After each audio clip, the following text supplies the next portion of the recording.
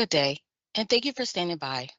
Welcome to the FactSet fourth quarter earnings conference call. At this time, all participants are on a listen-only mode.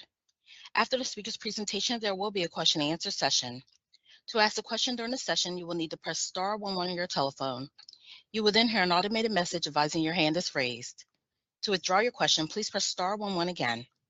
Please be advised that today's conference is being recorded. I would now like to hand the conference over to your speaker today, Kevin Toomey, Head of Investor Relations. Please go ahead.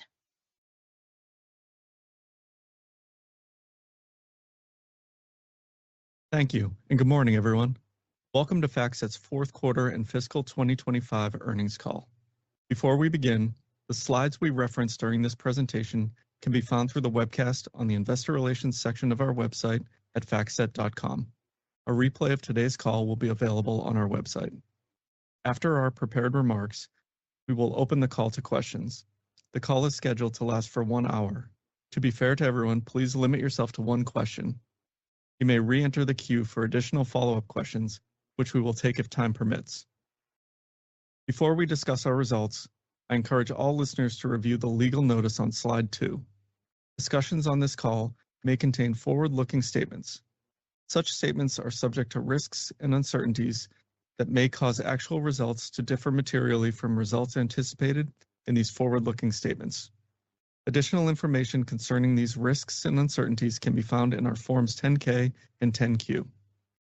Our slide presentation and discussions on this call will include certain non-GAAP financial measures.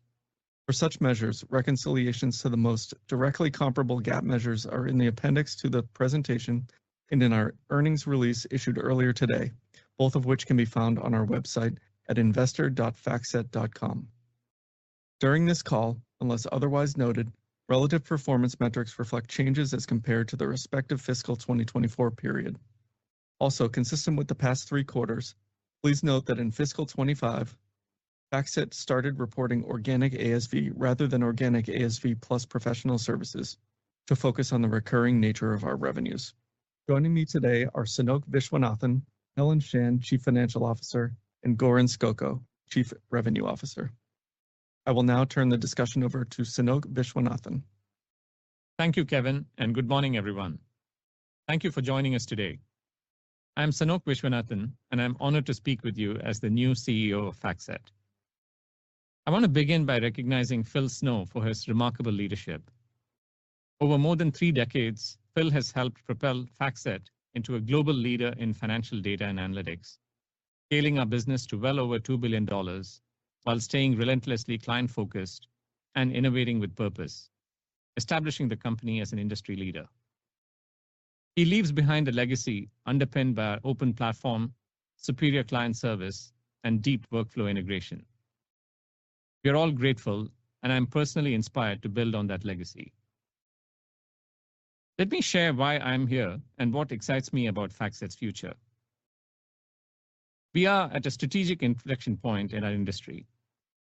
AI and data-driven innovation are transforming how financial institutions operate, invest, and serve clients, which is driving increased demand for quality data. My career has always been at the intersection of finance and technology, and I believe the next decade is going to be defined by those companies that can deliver trusted, integrated financial intelligence to their clients. I've been a FactSet client for years, and I've been studying the company deeply for the last 6 months, and I believe we have a unique opportunity to become the leading AI-powered financial intelligence platform for our clients. In my first week here, I've visited our major offices and met hundreds of colleagues. I'm inspired by the energy and passion across our teams to continue innovating and rolling out new products, data sets, and solutions for our clients. I've kicked off reviews of our product roadmap and client implementations, including various AI initiatives. I've also been welcomed by dozens of senior clients and partners that are keen to explore opportunities for growth. This last week has reinforced my long-held beliefs that I'm sure you all share, as many of you are also direct users of FactSet solutions. Number 1, we provide unparalleled client service. Clients like their FactSet consultant and count on them to be their trusted partner when it comes to resolving the most complex and sophisticated questions. This level of client conviction and trust has been earned by delivering high-quality solutions for decades anchored in deep domain expertise and a client-centric culture. The passion for client service runs throughout the company, and I see it in my leadership team, most of whom started their careers as FactSet consultants. Number two, we are deeply embedded in our clients. Across the buy side, deal makers, and wealth clients, we are used in their front, middle, and back offices to execute complex tasks every single day.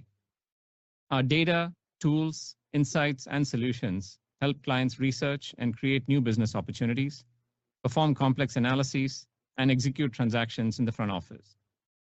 We run performance, attribution, and risk analytics for over 6 million institutional client portfolios every night and help streamline reporting and operations, minimize risk, and drive productivity. We also integrate more than 15 million wealth portfolios, enabling advisors to monitor their books of business like never before. We have a great starting point as an enterprise partner to enable clients to transform and even disrupt their existing workflows. And this is evident in our recent performance. Number three, we are uniquely geared for collaboration. FactSet's open architecture is fundamentally designed to enable clients to combine their own proprietary knowledge with FactSet's proprietary datasets and insights, and with other third-party data our clients see value in. We are cloud native, think API first, and partner every day with hundreds of data providers worldwide. We are not bogged down with legacy integrations or business model conflicts. This is a huge advantage when it comes to implementing AI and agentic workflows at scale, with dozens and hundreds of integration points up and down the technology stack and across the ecosystem of our clients. In sum, I believe we are extremely well positioned to become the leading AI-powered financial intelligence platform for our clients. I recognize there is significant work ahead of us as AI continues to transform our industry and creates new competitive dynamics. As I look ahead, my focus will be on engaging with clients on their top priorities and continuing to build my knowledge base about FactSet's data, tools, and services. I will be working closely with my leadership team to refine our long-term vision and strategy and product roadmap with particular emphasis on AI. We are operating from a position of strength. FactSet has a long track record of profitable growth, a differentiated position in the market, and a distinct value proposition for our clients.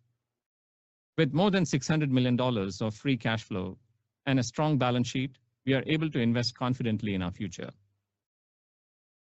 Given the growth we are experiencing, combined with the significant opportunity ahead of us, we are continuing to invest in the business this year, and Helen will share more details shortly. I believe in a disciplined, measured approach to investing for long-term growth, guided by the needs of our clients and focused on generating attractive returns for our shareholders. I look forward to partnering with clients, colleagues, and shareholders and sharing more of my vision in the spring. With that, I'll turn it over to Helen to discuss our Q4 performance and FY26 outlook. Thank you and good morning to everyone on the call. Let me start by welcoming you, Sanoke. I look forward to working with you for the next phase of FactSet's journey. It's going to be an exciting time for everyone. With that, I will now share fourth quarter and full year fiscal 2025 results. This year has been marked by change in the markets, in economic policies, and in technology. Against this backdrop, FactSet continued to perform well, executing against our plan and finishing fiscal 2025 with strength. We made meaningful progress against our multi-year AI roadmap, embedded FactSet deeper into client workflows by integrating Liquidity Book for seamless buy-side trading, and added Irwin to serve corporate IR needs, all while continuing to advance our open platform strategy. For FY25, we added $127 million of organic ASV, which is near the top end of our guidance range. Annual revenue increased to $2.3 billion, while adjusted operating margin was 36.3%, and adjusted EPS grew to $16.98, all comfortably within our guidance ranges. We anticipated better performance in the second half of the year, and I'm really pleased to report excellent fourth quarter results. Our Q4 organic ASV of $81.8 million was the largest quarter in the company's history, representing a sequential acceleration in growth to 5.7%. This improvement was fueled by recent wins in wealth and asset management, underpinned by increasing demand for our data solutions. For Q4, product drivers came from data, wealth solutions, and our analytics suite.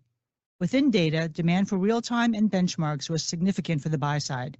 We're pleased with the early success of our investments in AI, as a number of trials were converted into signed deals in the quarter. We have top-line momentum as we close fiscal 2025. With that, let's review the quarterly results in more detail. Starting with our regional performance. In the Americas, organic ASV growth this quarter accelerated sequentially to 6%. What was encouraging was the breadth of growth, with asset managers increasing their technology investments and wealth continuing to be a standout performer, with our platform capturing share from legacy providers. In EMEA, organic ASV growth improved to 4%.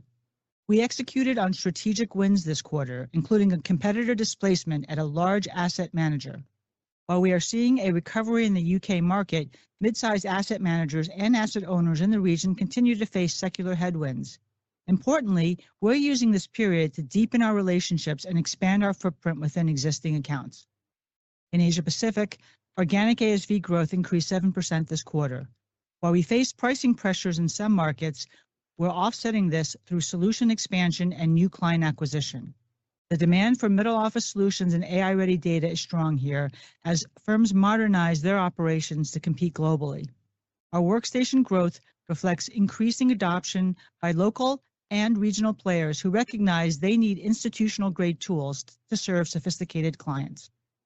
Across all regions, we're seeing the same trend. Clients are consolidating vendors and choosing platforms that can deliver integrated, AI-enhanced workflows.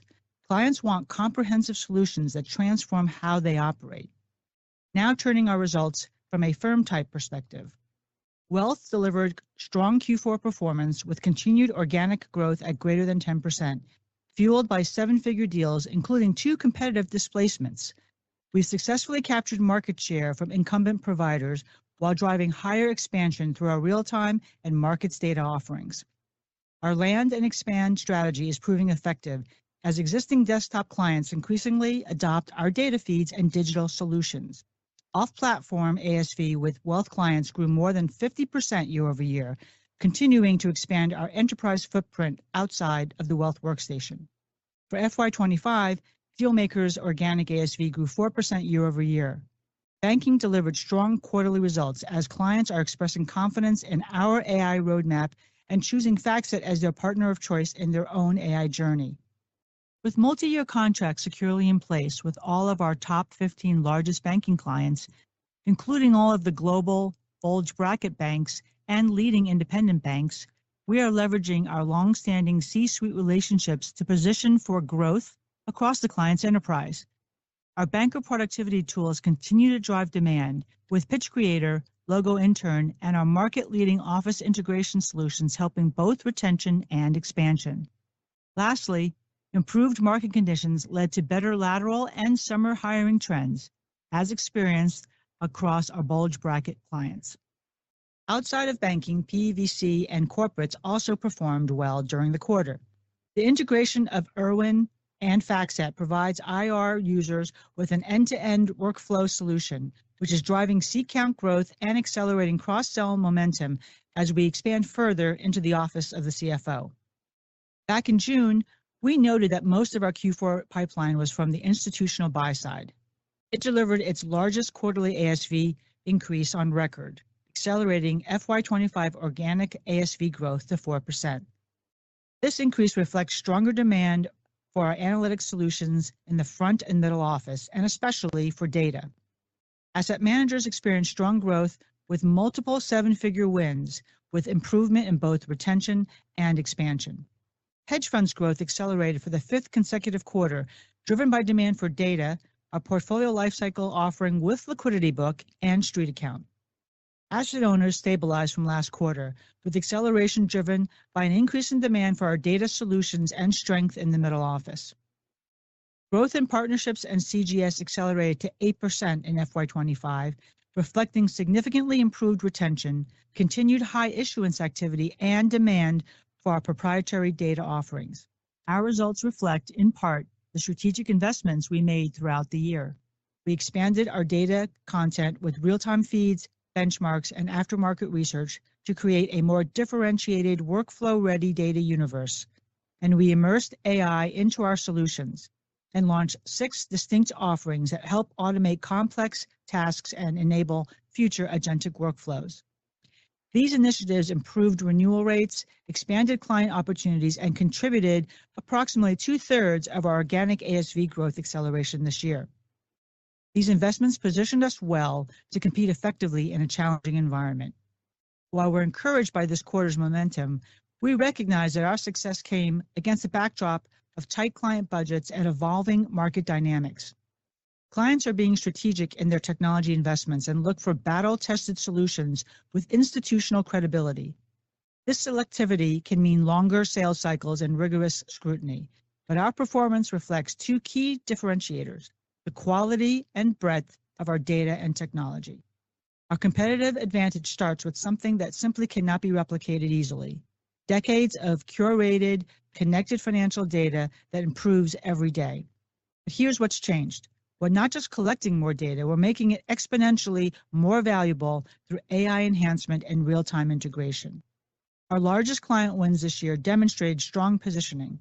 4 were direct displacements at wealth and buy-side clients, 3 involved replacing clients' internal solutions, and 1 was a new managed services mandate for an existing client. Our largest losses tell a different story, with 2 clients acquired by other companies and 2 strategic cancellations we initiated in Q2, as we noted on a prior call.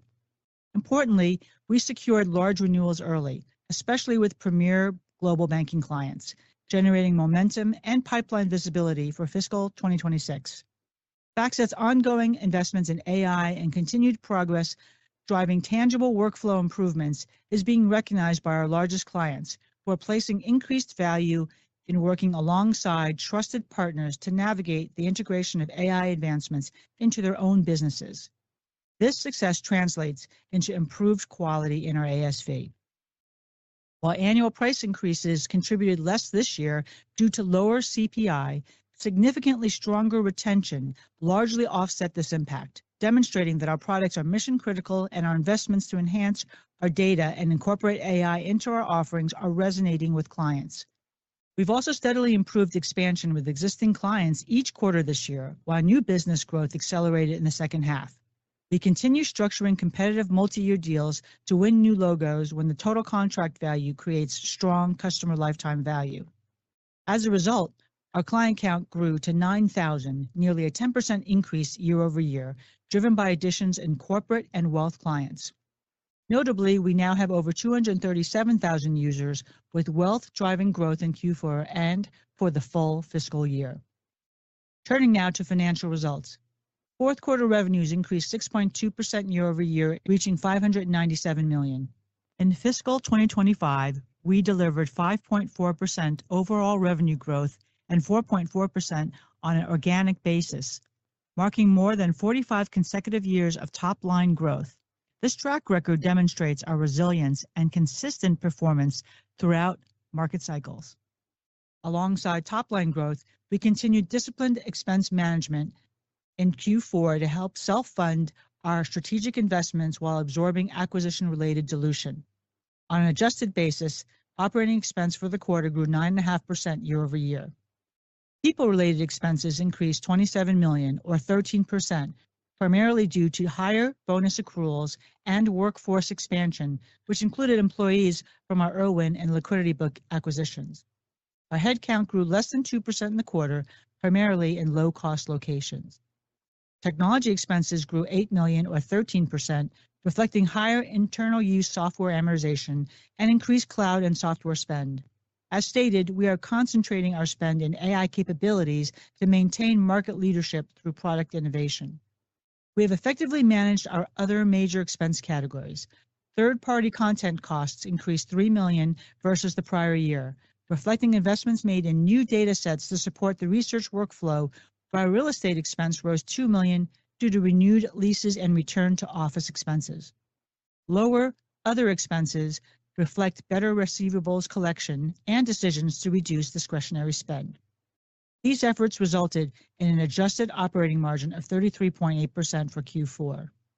Adjusted earnings per share in the fourth quarter rose 8% on a year-over-year basis to $4.05, helped by a lower tax rate and a reduced number of weighted shares. For a detailed breakdown of our expense progression from revenue to adjusted operating income and reconciliations of adjusted results with comparable GAAP measures, please reference the appendix in today's earnings presentation. On capital allocation, we repurchased approximately 260,000 shares for $107 million during the quarter, concluding our $300 million fiscal 2025 share repurchase program. As of September 1st, we began executing against the new $400 million share authorization program approved by the board in June. We paid a quarterly dividend of $1.10 per share today to shareholders of record as of August 29th. As a reminder, we increased our dividend by 6% in Q3, marking our 26th consecutive year of dividend increases on a stock split adjusted basis. Combined, we returned over $460 million to shareholders in fiscal 2025 through dividends and share repurchases, demonstrating our consistent commitment to delivering shareholder value. We strengthened our balance sheet by reducing our term loan, achieving a gross debt leverage ratio of 1.5 times, which provides significant financial flexibility. As part of our ongoing portfolio review, we divested RMS Partners, a non-core sell-side research platform within our Dealmakers offering, just before fiscal year end. This divestiture enables us to concentrate resources on our core growth areas and led to a one-time gain recognized in our GAAP results that had no material impact on our adjusted results in FY25. To clarify, RMS Partners is distinct from our leading buy-side research management solution. We remain committed to our internal research notes offering for institutional buy-side clients, where our core workstation now features AI-powered workflows designed to enhance research efficiency and insight generation. We're already seeing early positive signals from our past year's investments, and we plan to lean into areas where clients have demonstrated strong demand and where we can achieve clear outcomes. For fiscal 2026, we'll continue building on our momentum while investing for future growth. We're executing on data expansion efforts, widening our real-time and pricing reference data capabilities while extending proprietary data coverage across deep sector, such as in TMT, power, and utilities. We're embedding deeper into client workflows through our portfolio lifecycle solution, further integrating OMS and IBOR to our platform. And we plan to simultaneously develop a comprehensive suite of AI-ready data and our own agentic platform as part of a multi-year AI roadmap. These investments will support growth in fiscal 2026 across all of our firm types. Wealth remains our growth engine. While we expect to continue to capitalize on competitor displacement opportunities, we plan to expand our offerings in both data feeds and analytic solutions, which include risk and OMS, to meet the growing sophisticated needs of the advisors. We expect that buy-side will benefit from the integration of Liquidity Book, enabling us to fulfill larger portfolio lifecycle opportunities across performance, reporting, and trading. We expect our markets, pricing and reference, and benchmark data feeds to continue to drive top-line growth. We expect the enhanced offerings in our deep sector data and aftermarket research to support Dealmakers' growth, allowing us to expand to other banking teams such as TMT and credit risk. Our clients should further benefit from the AI capabilities we provide to enhance their workflows. Our AI-ready data enhancements benefit all firm types, including partnerships. We're strategically managing relationships with the growing number of AI startups used by our clients. We've maintained control over commercial relationships with our clients and have protections in place for our intellectual property. Moving forward, we plan to carefully balance content monetization through select providers while preserving our direct market presence and revenue streams. We expect to accelerate our focus on productivity. With the help of AI, we've been able to increase the speed of our content collection and expand our coverage in both StreetAccount and Call Street. Applying what we've learned from developing AI solutions for our clients, we plan to invest to improve client service, reduce our technology debt, and further strengthen our infrastructure in areas such as data connectivity and cybersecurity. Experience in AI implementation reveals that quality data and middleware are not expenses, but essential investments, as companies who do not prioritize these foundations can face costly delays and challenges in capturing future benefits. With that context, let's discuss our fiscal 2026 guidance. We anticipate continued strong demand for our solutions. Our outlook is supported by a first-half sales pipeline that's comparable to last year. We expect continued momentum in wealth, inline activity in banking and partners, and stability in the buy side. Given these dynamics, we're guiding to organic ASV growth of 100 to 150 million, representing approximately 5% growth at the midpoint.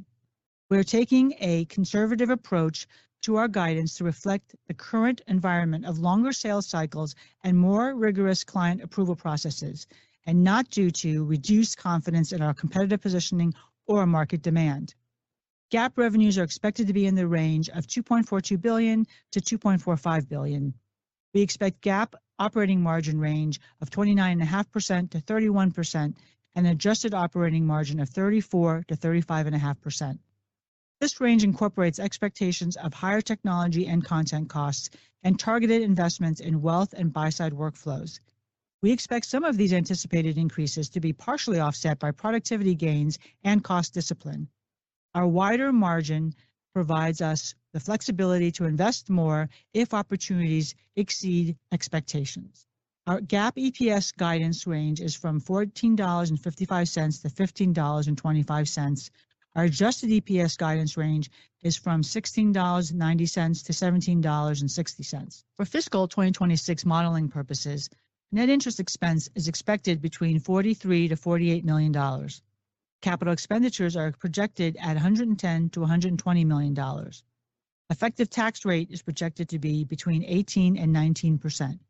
As we enter fiscal 2026, we're positioned at an inflection point where our strategic investments are beginning to translate into measurable competitive advantages. The convergence of client demand for workflow integration, data modernization, and AI-enabled solutions creates a compelling opportunity for FactSet to expand our market presence while deepening existing client and partnership relationships. We're not expecting dramatic market shifts to impact our growth. Instead, we're methodically building capabilities that address genuine client needs while positioning FactSet to capitalize on secular trends, reshaping how financial professionals access, analyze, and act on information. This measured approach, combined with our established market presence and proven execution capabilities, forms the foundation for sustained value creation in the years ahead. Thank you for your time today. We'll now open up the call for questions. Operator? Thank you. As a reminder, to ask a question, please press star 11 on your telephone and wait for your name to be announced. To withdraw your question, please press star 11 again. We ask that you please limit yourself to one question. Please stand by while we compile the Q&A roster. Our first question comes from the line of Alex Kramm with UBS Securities. Your line is now open. Yes, hey, good morning, everyone. Welcome to Sanoke to the call and the company. I'm actually going to start with the margin question, so I guess this is more for Helen, but maybe you can start by maybe breaking down how much of the kind of margin decline is really due to incremental investing versus just cost inflation, and where those investments are ultimately going in terms of new projects. And then looking a little bit further ahead, I know this is fiscal year 26 beginning, but do you view this as a one-time kind of investment phase? And when we get into 2027, we can start looking at margin expansion again, or do you think this is kind of like the new normal? Sorry for the loaded question. Thanks. Thanks for your questions, Alex. And let me kind of walk through. I think your question is both about 25 and then 26. So when we gave our range of 36 to 37, where we had in there, of course, was the normalization of our bonus to begin with. And quite frankly, what we've shown in this year is the ability to not only expand, but absorb some of the dilution from our acquisitions. So the biggest impact from a dollar perspective was on the bonus. And then I think the other piece, quite frankly, is some of the additional hiring that was supporting some of our investments. But had it not been for the dilution, we'd actually be above the midpoint of the range. As I think about the guidance going forward, I'll give you a little bit more detail to help walk you through that. So when we think about the investments from 25 that we believe has given us some of that, I'll call them green shoots of benefit. When we think about 2026, I would think the breakout there is really into two pieces. I would say that we're investing about, let's call it 250 basis points really in growth investments. 2/3 of it would be in growth investments and a third a bit more structural. Now, as we talked about on the call, the growth is in AI, in data, and in PLC. All of that is meant to drive the top line. Structural will be on cyber and internal AI, as well as helping to support further growth as it relates to our AI-ready data.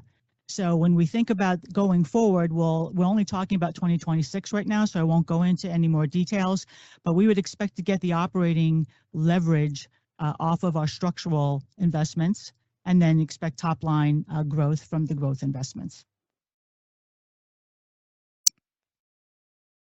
Thank you.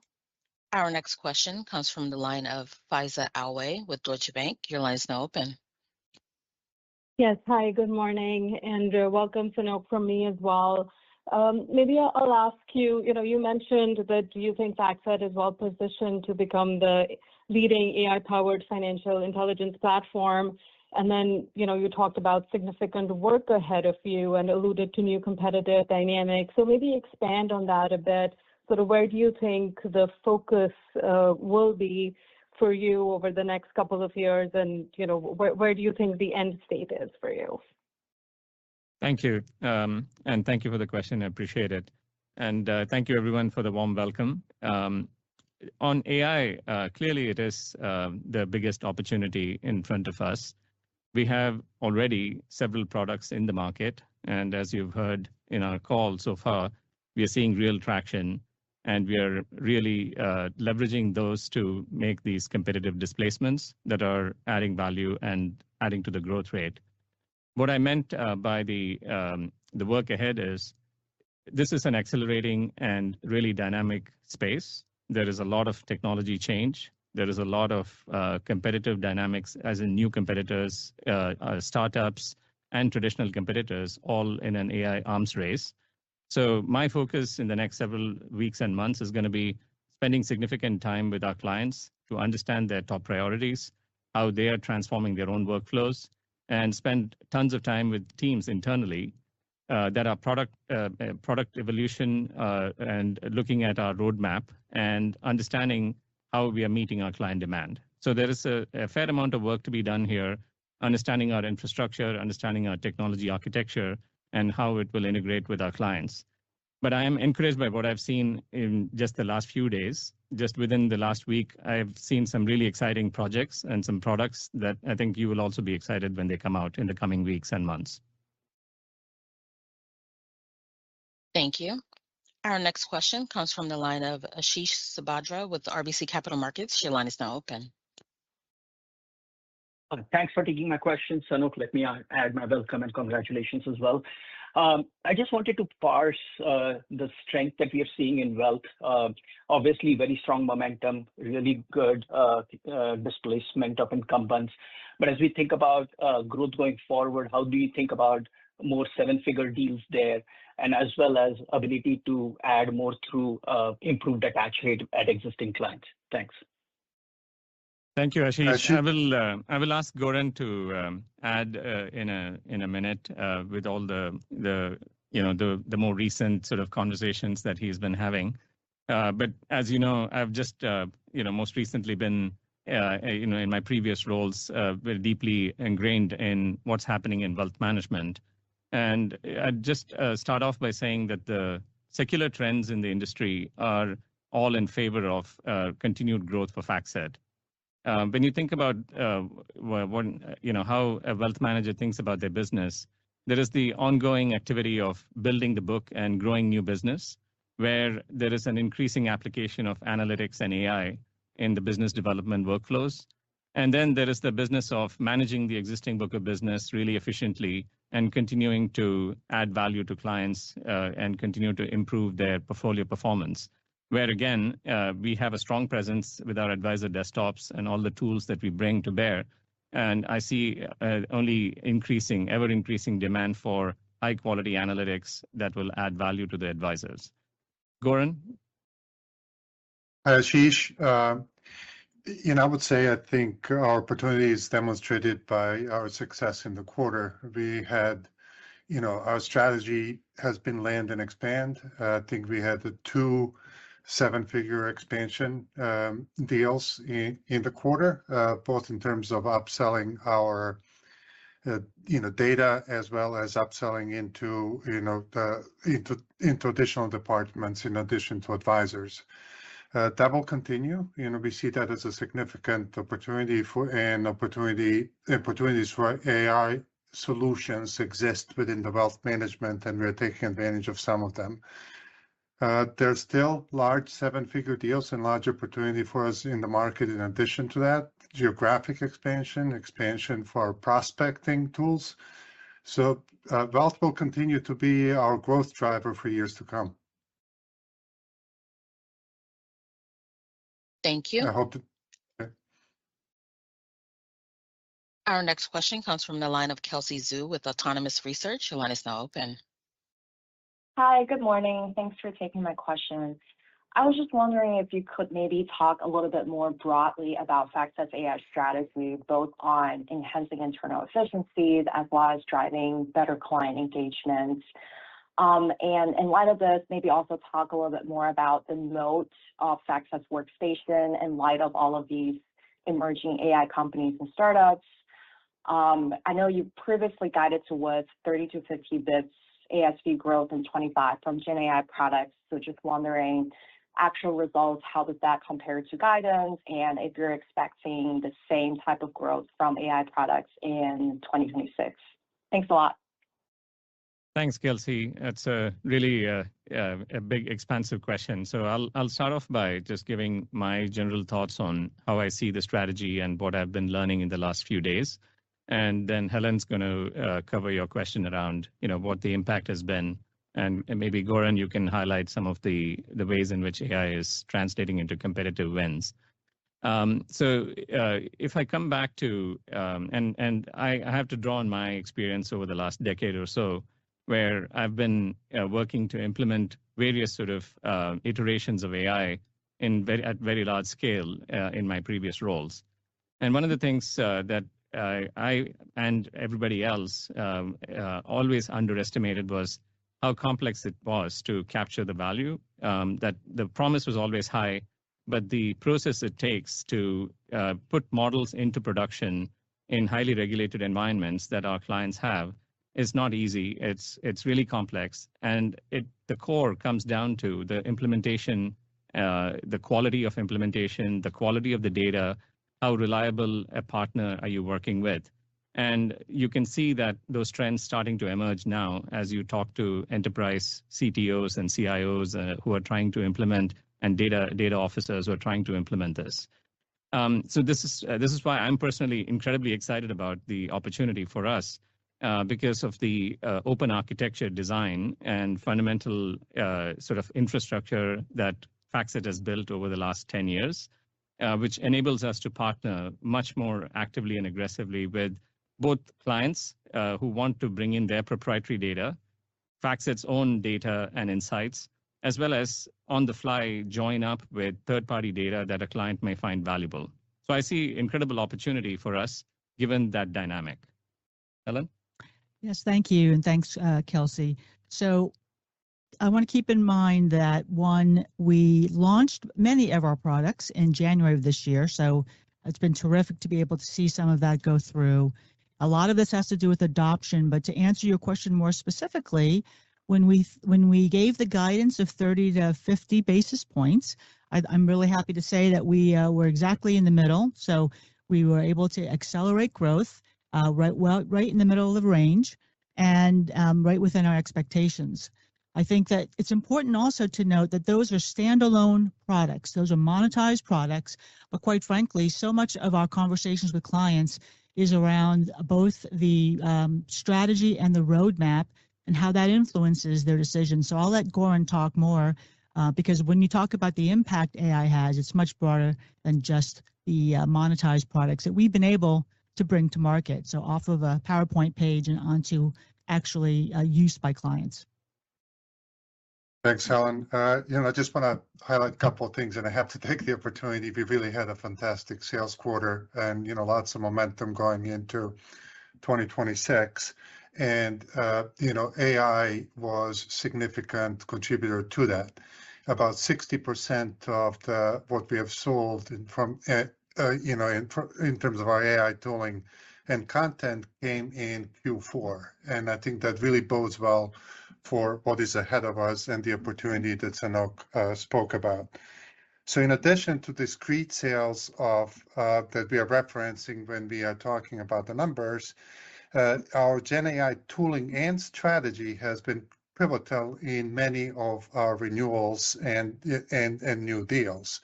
So about 35% of our renewals in the quarter mentioned our GenAI tooling and strategy as a contributor to their decision to select FactSet in head-to-head competition versus others.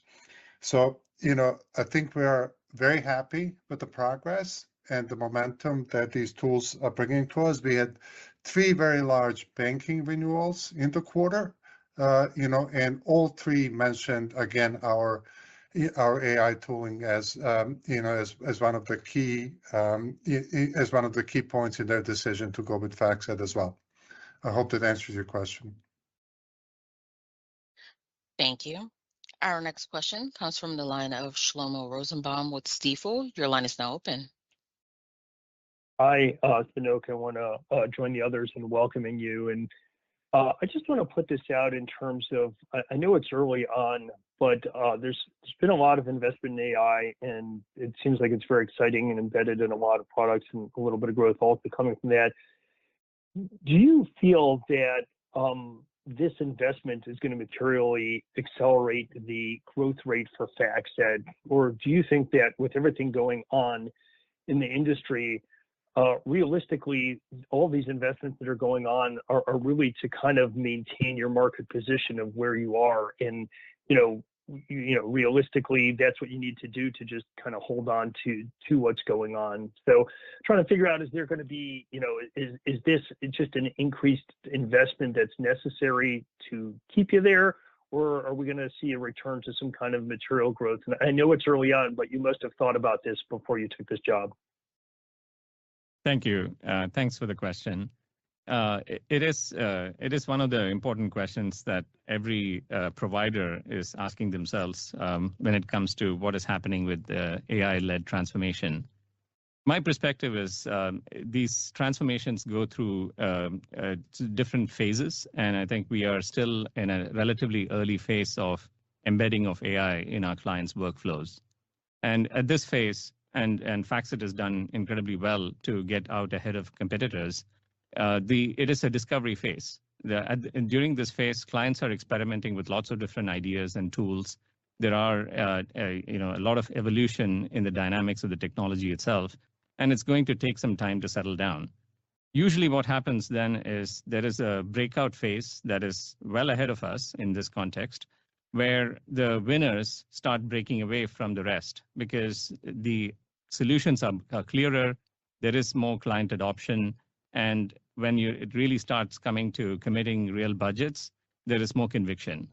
And I think we are way early in the AI adoption cycle still for that, and especially in our client base, which are, again, highly regulated, where the data and the outcomes have to be incredibly precise. And we are going to see that evolution curve ahead of us. So to your question, I think my perspective is what I see as the investments underway right now is allowing FactSet to be a leader in client conversations. It is allowing for FactSet to have the right kind of progressive dialogue around where we see the market going. And I think a lot of this is going to translate into ultimately the real big winning products that are ultimately going to come out. And I have been personally quite excited about what I've seen in the last week as I've gotten deeper into it and I've been understanding the product roadmap.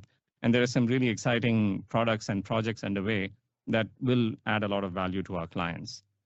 I don't know if Helen or Goran want to add anything to that in terms of your perspectives. No, I think you've captured it. You've captured it well. I think the fact that we have some of these green shoots from the investments we already made is what gives us greater comfort and confidence of why we are investing more in those same areas of data, workflow, and AI. And those are the winning combinations, and I see that helping us grow going forward. Thank you. Thank you. Our next question comes from the line of Jason Haas with Wells Fargo. Your line is now open. Hey, good morning, and thank you for taking my question.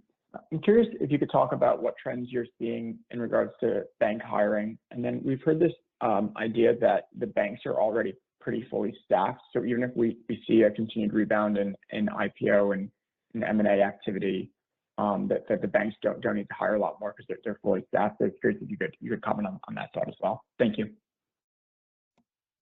Thank you for that question. I'm going to just make a couple of general remarks about what I see in banking, and then I'll pass it on to Goran to give a bit more color from especially the recent large wins that he's seen. What I see as the ongoing trend in banking is there's a continued strategic convergence across the full spectrum of banking activity, from commercial banking, corporate banking, all the way to investment banking and deal making. There is a lot more of an integration that is happening at the universal banks in bringing these capabilities together and being able to go to market and go to their clients with a joined up approach. There is a huge focus on CRM convergence and bringing together their ability to understand their clients, which has not been easy for especially the largest institutions. And there is a continued focus on banker productivity, particularly obviously enabled by some of the advancements that we see in AI. So there is a fair bit of technology dollars that is being committed that I've, at least in my experience over the last couple of decades, this is the highest intensity of technology and intensity of data and analytics being applied in banking that I've ever seen. And I think we are just at the start of that. Goran? Hi, I will just add, I think so hiring in Q4 was a bit better than expected for us. So we did see contribution from banking hiring in our results. It wasn't material, but it was better than we had modeled throughout the year. We are also seeing similar trends carry into Q1, so there is improved hiring in the sector. And I would also just want to highlight, I think this is the area where some of our productivity tools and some of our Gen AI, related tools or AI-related offerings are really receiving the most attention, and I think we expect momentum in that regard as well. Thank you. Our next question comes from the line of Surinder Thind with Jefferies LLC. Your line is now open. Thank you. Helen, this question is actually for you.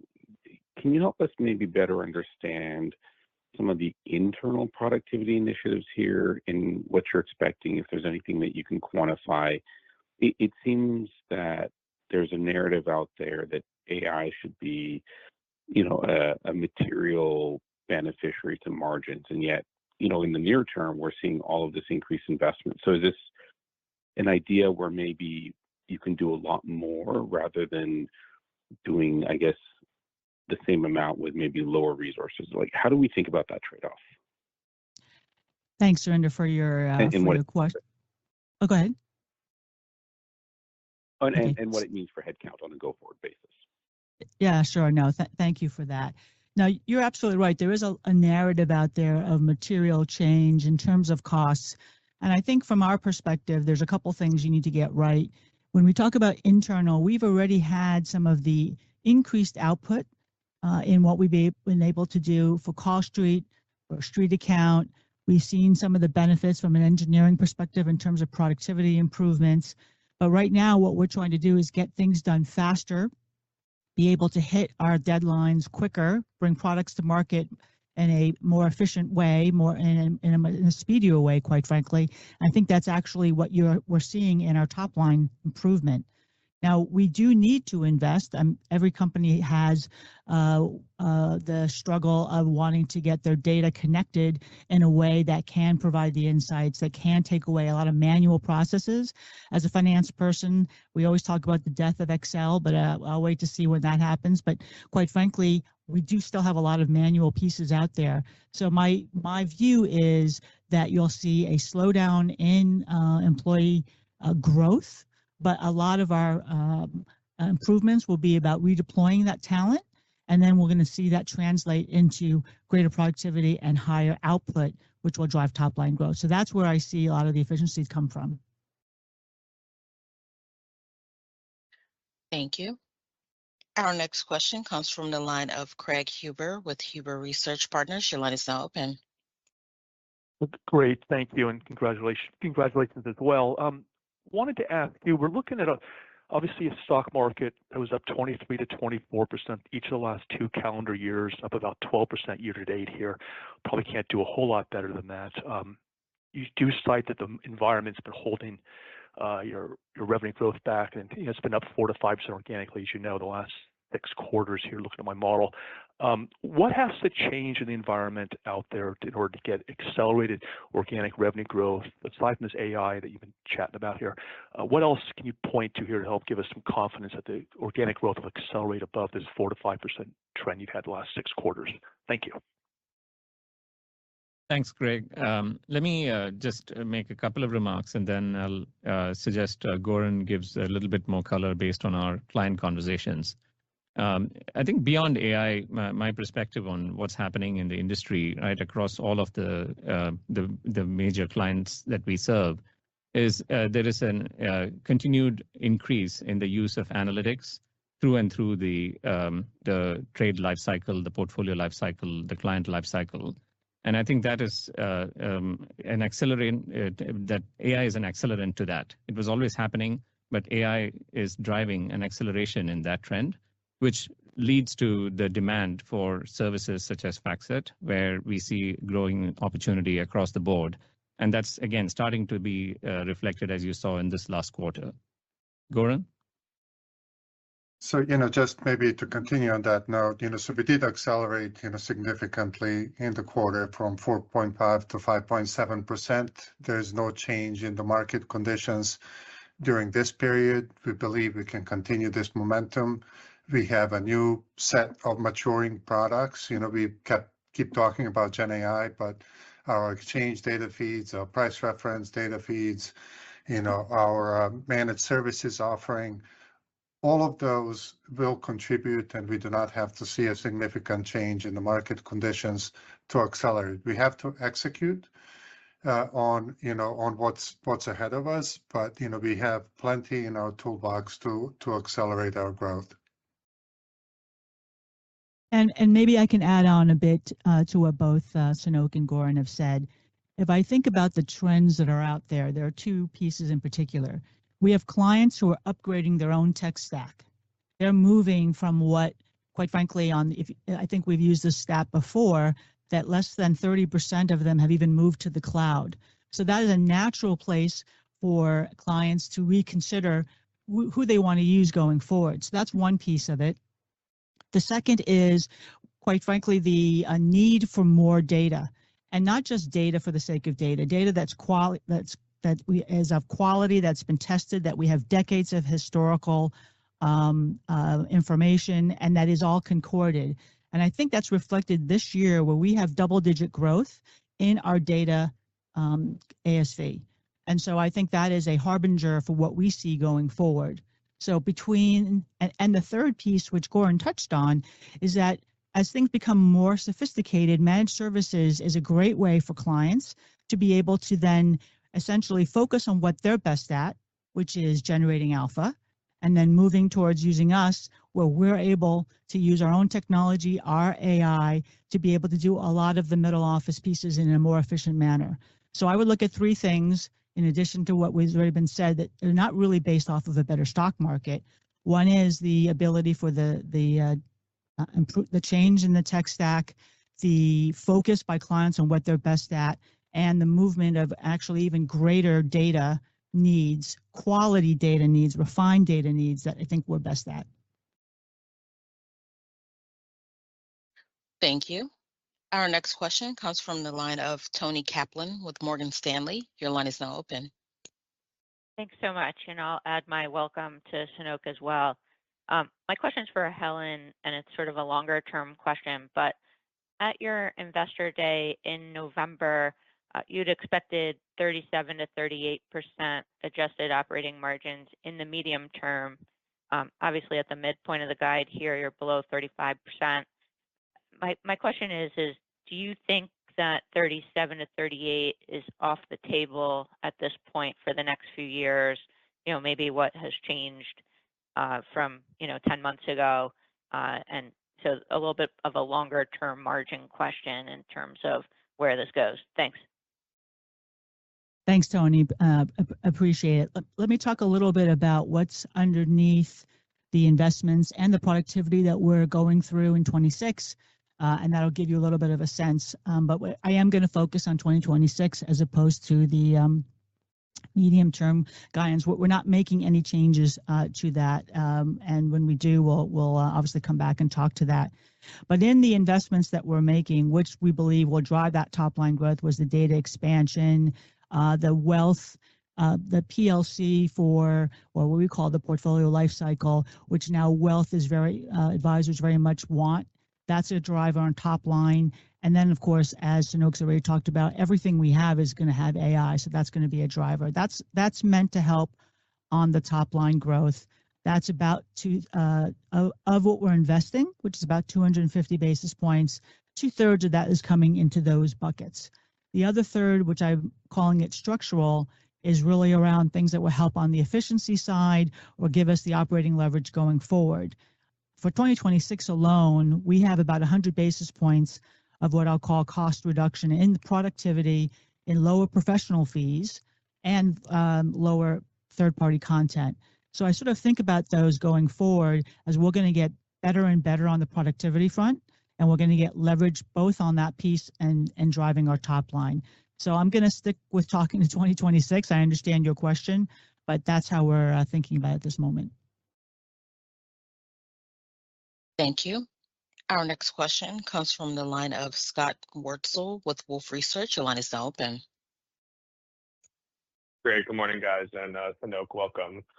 Just wanted to stick on the investment and margin side of topic here. And Helen, just wondering if you can maybe talk about, especially on the sort of growth investment side, if there are any specific payback periods you are sort of looking for when you guys are making these investments. Thanks.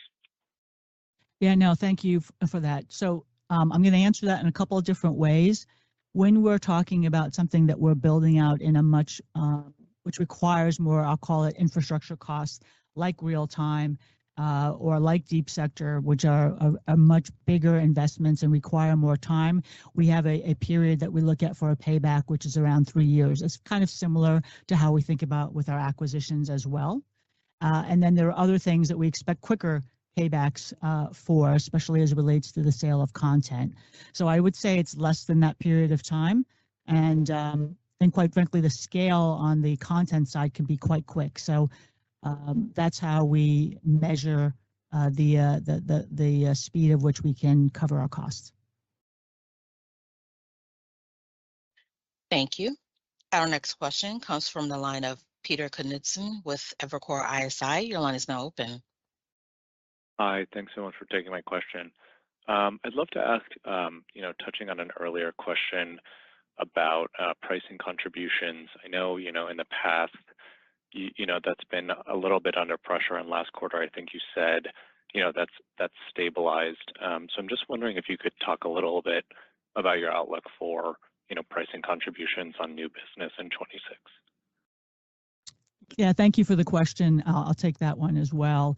So when we talk about pricing discipline, That is something that we go across the board. We believe the value we're providing our clients is appropriately priced. We've actually not seen too much change, as you referenced, over the year. There's been a little bit on new business, and it really depends on certain firm types. I would say of the various ones, we've managed to be able to maintain within a 5% range of our price realization. So we're not doing more discounting than we have before. We've actually saw an uptick in Q4 in terms of new business, so both in terms of ASV and in terms of number of deals. And our annual price increase, which is what we've done in the past, was in line. And so we're not assuming anything different in our 2026 outlook. Thank you.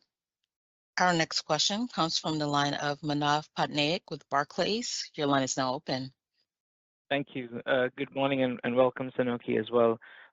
Just Sanoke, maybe just for you, just curious on your thoughts on capital allocation, and particularly in this, AI race that you talked about, where the deal making is going to be a focus for you. And Helen, I just wanted to follow up quickly. You mentioned a few times investments in cyber. I was hoping you could elaborate on that. I'm guessing it's more internal security, but just some thoughts on that. Thanks, Manav. It's an important question. As I think about this, my first priority is to continue to really understand our product portfolio and the strength of our product roadmap. I've already started doing this, and what I observe is we have a really strong product set, and there is a huge amount of energy going into the innovation in the company. And historical acquisitions that have been made are also well integrated and adding quite a lot of value to our clients. So in the coming months, I'm going to investigate this obviously in much more detail, both in terms of hearing what client priorities are and how they are shifting, and from our internal teams to understand our roadmap and where we are finding traction. And that will ultimately optimize the approach in terms of organic versus inorganic growth.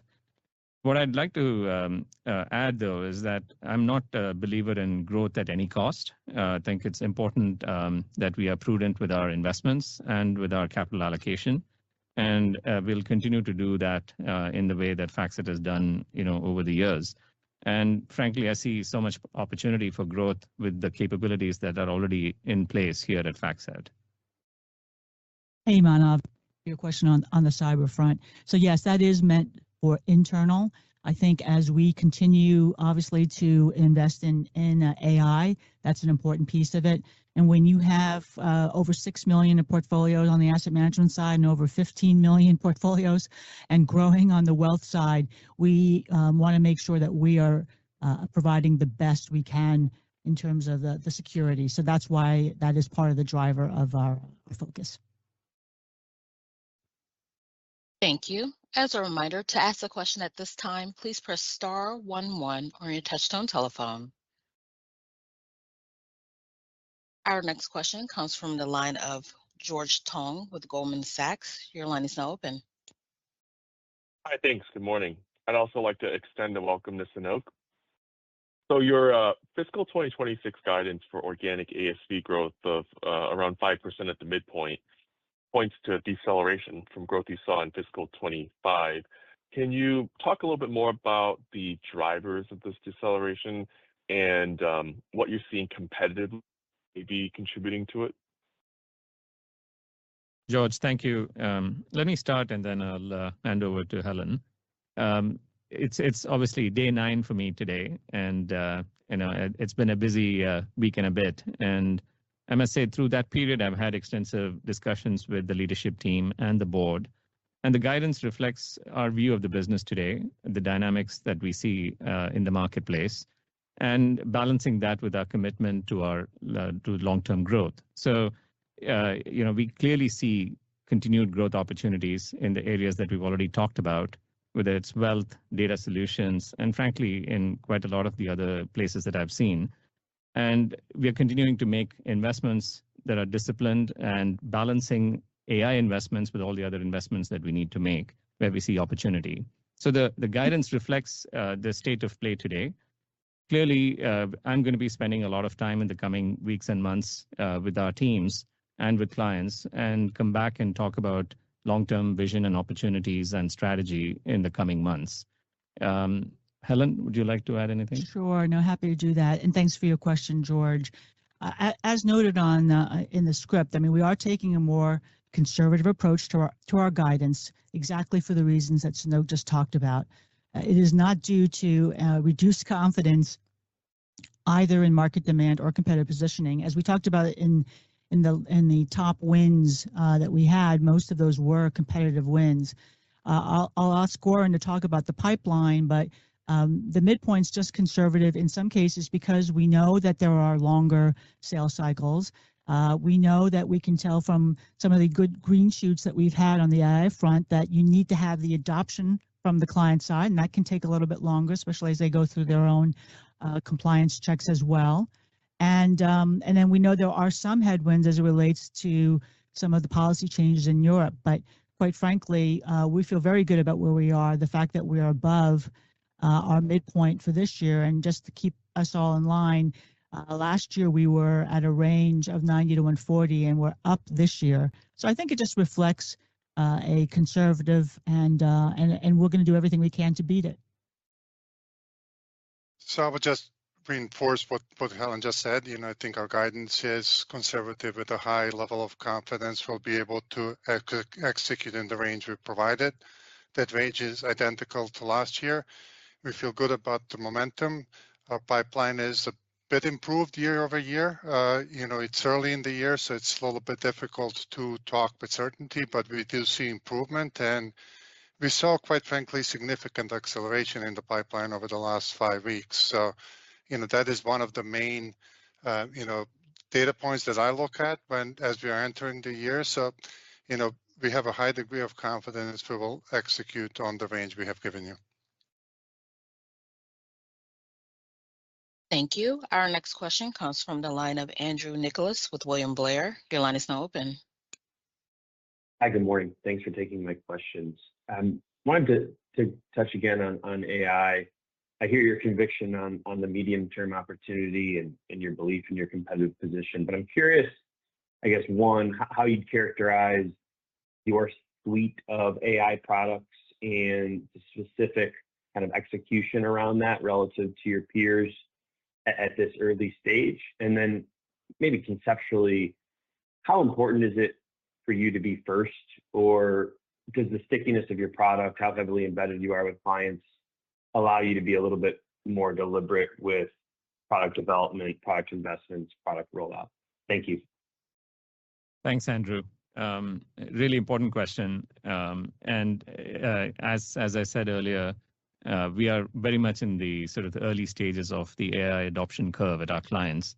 When I look at the products that we have out in the market, and as I get to learn more about what's it's still in the development phase, I think they are really very finely tuned to add value to our existing products, services, and solutions with our customers. So an example being portfolio commentary in the buy side or pitch creator on the banking side. These are natural adjacencies and absolutely synergistic with the kinds of solutions that we offer traditionally to our client base. So I think the competitiveness of these products, I believe, is high. We are going to see continued traction with it. And the investments that we are making and what I see in the hopper are all constructive and logical and natural extensions of where we are today. To your question around the adoption curve and do we need to be first mover, I believe there is a trade-off between being too early and getting things wrong and being too late and missing sort of the market share and the opportunity to leapfrog competition. And this is in a fine balance to strike. It's early for me to say if we've gotten it absolutely right or not, but I'm confident that there is a lot of great talent here at FactSet, and I'll be working with the teams to get that balance as right as we can going forward. Thank you. This concludes the Q&A session. I would now like to turn the call back over to Sanoke Viswanathan for closing remarks. Thank you. Thank you, everyone, for joining the call today. As we begin fiscal 2026, it's an exciting time. Our strategic investments are driving strong momentum across the business as we execute on what matters most to our clients. As I stated earlier, we are uniquely positioned to become the leading AI-powered financial intelligence platform for our clients. We provide unparalleled client service. We are deeply embedded in our clients, and we are uniquely geared for collaboration. I look forward to meeting many of you over the coming weeks and days. Operator, that ends today's call. Thank you. This concludes today's conference. Thank you for your participation. You may now disconnect.